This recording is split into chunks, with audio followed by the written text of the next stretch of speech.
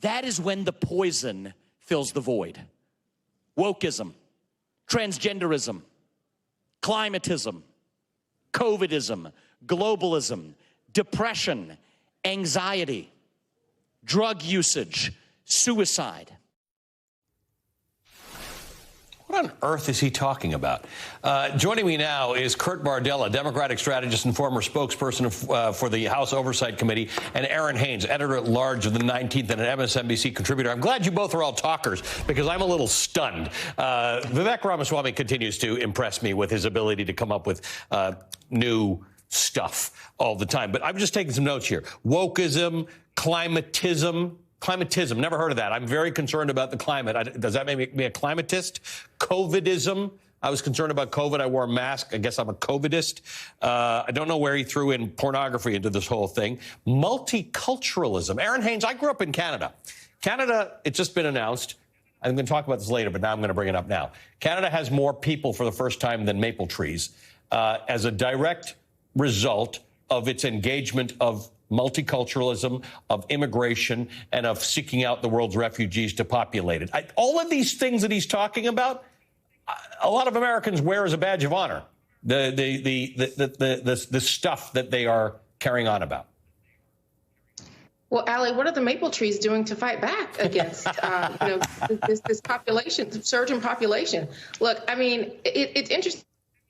It's on that stage over the past few days, but what you have not seen is any of these folks actually making the case for why they should be the candidate instead of Donald Trump explicitly. And that probably, for now, it looks like these attendees at this Faith and Freedom Coalition conference are still sticking with Trump. And most of the people looking to replace him right now know better than to run afoul of his voters. And Kurt, it doesn't amount to a hill of beans because it doesn't move anybody on any needle, although it is a Republican primary, so they can get fun because typically what happens is someone gets the top spot all the time for a week, but that's not happening at the moment. But it's not, there's no policy in here. If you don't like open borders, you control the House, make a bill. If you don't like all these things, there's no policy that's being suggested to combat them. They're just isms that they're scaring people with. Right. I mean, it's just rhetorical flair where there's no substance, fact, or even common sense behind it. You talk about, what's that, climatism? Well, why don't we go ask the people of Texas what that's going to be like as they're burning up this week and worried that their grid is going to fail. They talk about transgender indoctrination. Democrats aren't the one talking about that every 5 seconds on TV. They are the ones that are talking about it constantly. So if they don't like it, maybe they should just shut up about it, for crying out loud. They talk about all of these things at let me get this straight, faith and freedom.